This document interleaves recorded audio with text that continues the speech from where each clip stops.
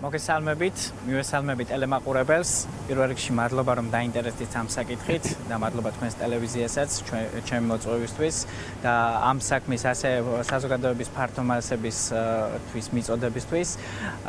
კი 31 იანვარს, როდესაც მორიგი საპროტესტო აქცია გქონდა ბათუმში, აქციის მონაწილეებმა გადაწყვიტეს, რომ იყო საკმარისი რაოდენობა აქციაზე მისული ხალხი, რომ გადაეკეტათ გზა, რის შემდეგაც პოლიცია დაუპირისპირდა აქციის მონაწილეებს, მათ მოთხოვეს, რომ გაეთავისუფლებინათ გზის ერთი სავალი ნაწილი, რაზეც აქციის მონაწილეებმა თანხმობა განაცხადეს და გზის ერთი სავალი ნაწილი გაათავისუფლეს. შემდეგ კი ეს ადამიანები, ანუ ჩემი თანამებრძოლები, ადამიანები, რომლებიც დაგვაჯარიმეს და ამ პერიოდის განმავლობაში ტერორს განვიცდით საკუთარ თავზე და ჩვენს ოჯახის წევრებზეც, გადაწყვიტეს, რომ გადასულიყვნენ ზებრა გადასასვლელზე, რა დროსაც მეც შევუერთდი. სასამართლოზე წარმოდგენილი არც ერთ ფაქტში, ასე ვთქვათ, მათ მიერ წარმოდგენილ იმ ფაქტებში, ბრწყალებში, რა თქმა უნდა, ვიდეოებში, ამ ფოტომასალებში არ შეინიშნებოდა, რომ ჩვენ ზებრაზე გადასვლით გზას ვაფერხებდით. ამ ქვეყანაში ზებრაზე გადასვლა, რა თქმა უნდა, დანაშაულია. გამოდის დღევანდელი გადაწყვეტილებით, რომ ზებრაზე გადასვლა უკვე დანაშაულია.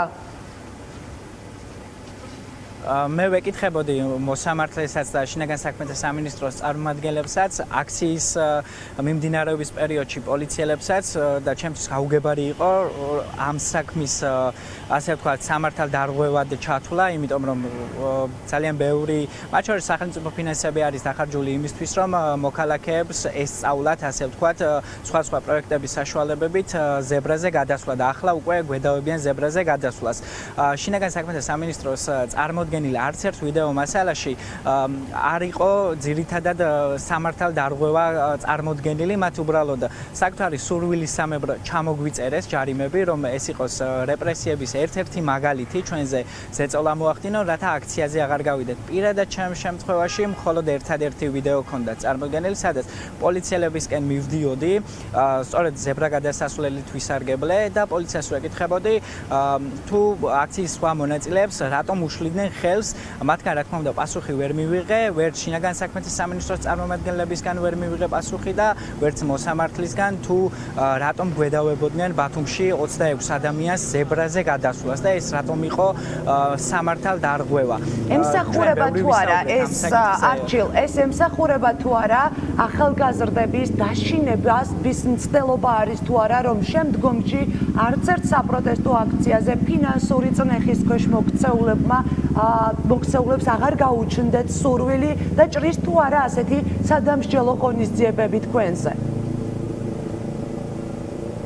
რა თქმა უნდა, ეს არის მათი მხრიდან ჩვენი დაშინების კიდევ ერთი მცდელობა.